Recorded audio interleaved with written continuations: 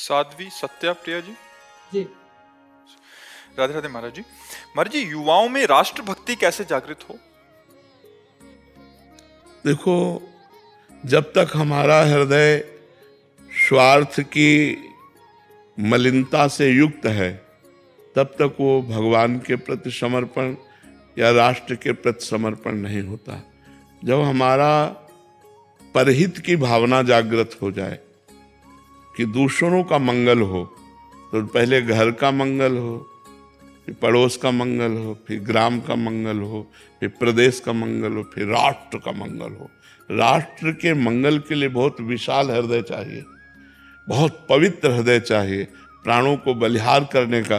जैसे हमारे पास आर्मी के जवान आते हैं, वो अपनी समस्या रखते हैं कि जब मैं घर से छुट्टी से चलता हूँ, मेरे परिवार के जनों के आंसू होते हैं और बच्चा अंगुली पकड़ के कहता, पापा कब आओगे? तो मुझे विश्वास नहीं कि दोबारा मैं आ पाऊँगा कि नहीं। तो महाराज जी हृदय फटता है।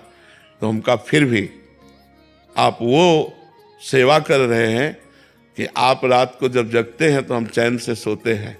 अगर आप ऐसे बलिदान ना करें तो हम सुरक्षित ना रहें।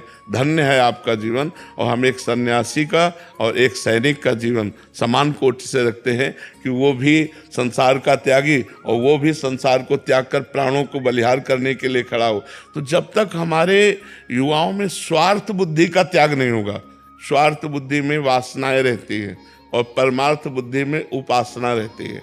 जब हमारी परहित भावना जागृत हो, और ये परहित भावना बिना अध्यात्म ज्ञान के नहीं जागृत होती, थोड़ा ना थोड़ा तो अध्यात्म ज्ञान होना चाहिए। अगर हमारी इंद्रियों की विलासिता, खान पान की विलासिता, व्यसन की वासनाएं ये बढ़ती गई तो युवा सब असमर्थ होते जाएंगे। वासना असमर्थ कर देती, खोखला कर देती है, और उपासना समर्थ करती है। देखो, मुस्कुराते हुए फांसी के फंदे को चूमकर वंदे मातरम बोलकर झूम जाना, और आज हम अपनी वासनाओं की पूर्ति के लिए किसी की चैन छीन रहे हैं, किसी के रुपए काट रहे हैं, कहीं हम इधर उधर।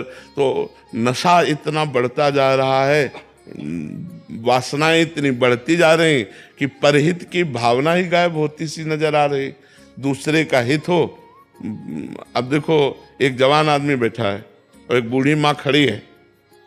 उसको इतना ज्ञान नहीं है कि ये वयोवृद्ध है, हम खड़े हो जाते हैं, हमें कोई परेशानी नहीं, लेकिन इसको खड़े होने में भी परेशानी।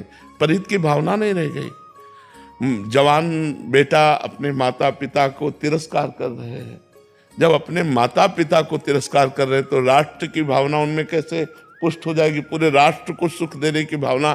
तो हमें लगता है शास्त्रों का स्वाध्याय, संतों का संग, पवित्र भोजन, यही हमें राष्ट्र भावना को पुष्ट करेगी। यदि हम नशा करेंगे, गंदा भोजन करेंगे, गंदे आचरण करेंगे, तो हमें अपनी सुरक्षा की भावना नहीं रह जाएगी, हमें अपने समाज की सुरक्षा की भावना नहीं रह जाएगी, फिर राष्ट्र की सुरक्षा। और शराब पीना, ड्रग्स लेना, हुक्का पीना, ये सब अपने जीवन को नष्ट कर देने वाली बातें हैं। जिन भाइयों में हैं उनको छोड़ देना चाहिए। अपने कम से कम परिवार का तो हित देख लो, अपना हित देख लो, फिर धीरे धीरे ग्राम, नगर, प्रदेश और राष्ट्र तक पहुंचो। मनुष्य जीवन इस तरह व्यर्थ करने के लिए नहीं मिला कि हम किसी व्यसन के अधीन हो जाएं, किसी वासना का शिकार बन जाएं। हम भगवान के बल से बलवान होकर अपने पूरे देश को, पूरे विश्व को आनंद प्रदान करें। ये तो अध्यात्म बल ही उनको पुष्ट कर सकता है। राष्ट्र सेवा के अंतर्गत क्या क्या आता है? सब कुछ आता है। माता पिता की सेवा राष्ट्र सेवा के अंतर्गत ही आती, परिवार की सेवा राष्ट्र सेवा के अंतर्गत ही आती, पूरे ग्राम की सेवा राष्ट्र के अंतर्गत आती, अपने को संभाल लेना राष्ट्र सेवा के। हम भी तो राष्ट्र का एक हिस्सा हैं, हमारा शरीर भी तो राष्ट्र का एक हिस्सा है। अगर हम व्यसन नहीं करते, हम कोई पापाचरण नहीं करते, धर्म से चलते हैं, तो अपने राष्ट्र की सेवा कर रहे हैं। हम एक समाज के एक अंग हैं। अगर हम एक गंदे हैं तो हमारा समाज के एक अंग गंदा है, हमारे राष्ट्र का एक अंग गंदा है। अगर हम अपना सुधार करते हुए दसियों को सुधार के मार्ग में ले चलें तो हम राष्ट्र सेवा ही कर रहे हैं। नहीं कि बॉर्डर पे ही सेवा हुई राष्ट्र? नहीं नहीं, बॉर्डर और अंदर सब जगह सेवा होनी चाहिए। अंदर भी तो हमारे जो दुर्वासना रूपी शत्रु है उसको परास्त करना है ना। वो अध्यात्म के बिना परास्त नहीं होता। दुर्वासनाएं मम सदा परिकर्षयन्ति, जो दुर्वासनाएं खींचकर हमारे द्वारा पाप कराती है, जैसे बहन बेटियों के साथ गलत आचरण करके उनकी हत्या कर देना या लूटपाट करना, हिंसा करना, छोटी छोटी बातों में अपने भाई बहन के रिश्तों को नष्ट कर देना, भाई भाई की हत्या कर रहा है, पत्नी पति की हत्या कर रही, पति पत्नी की हत्या कर रहे, ये सब जो दुर्वासनाओं का खेल है, ये जो मतलब गंदी बातें अंदर आ गई, जो हिंसात्मक वृत्तियां आ गई, इनका त्याग हो तभी हमारी राष्ट्र सेवा होगी। एक ग्राम में कोई घटना घटती है और वो पूरे राष्ट्र में फैलती है, पूरे राष्ट्र को दुख मिलता है कि नहीं मिलता हुआ। और एक ग्राम का बच्चा कोई फर्स्ट क्लास पास होता है या किसी अच्छे ग्रेजुएट पद पे जाता है तो हमारे राष्ट्र की उन्नति का वो एक हिस्सा बना।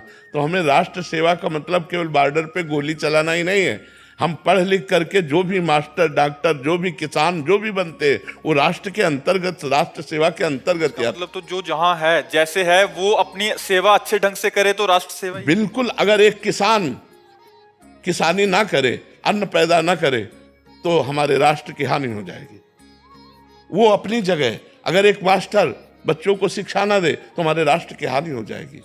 एक वकील, एक डॉक्टर, एक न्यायाधीश, जो जहां है, एक पत्नी, एक पति, वो सब राष्ट्र के अंग हैं हमारे। अगर ये अपने अपने कर्तव्य का निर्वाह करें तो सब राष्ट्र सेवा के अंतर्गत आता है। हमारा राष्ट्र सुशील, शांत, गंभीर, आनंदमय, प्रसन्न मुद्रा, तो ये हमारी पूरी सेवा होना। ये कब होगी? एक एक सुधरे, एक एक सुधरे, तब हमारी बात बनेगी। बट हमें तो लगता है कि दूसरा सुधरे तो फिर ठीक रहेगा। यही हमारी बातें रहती कि हम जैसे हैं तैसे बने रहे, लेकिन दूसरा। जैसा कि मैं कहा था कि श्री जी का 1 महीना चारित्र शुद्ध रखो, शुद्ध अंतकरण रखो और भक्ति करके देखो, आपको कैसे चमत्कार हो गया आप देख लो। सच्ची में हमने वो चमत्कार यहाँ पाए हैं। वैसे मैं दीदी माँ साध्वी ऋतंभरा जी की शिष्या हूँ, यही वास्तविक ग्राम से। तो भक्ति के ऊपर आपके बहुत सुंदर लोगों में, अभी जैसे आपने भी बताया कि बहुत बड़ा, तो आज हम तो आपके चरणों में से कृतज्ञता व्यक्त करने आए थे कि आपके कारण बहुत बड़े समाज के अंदर बहुत कृतज्ञता तो आप सबकी चरण रज का प्रभाव ही है और कुछ नहीं। सब संतों का आशीर्वाद, सबकी चरण रज।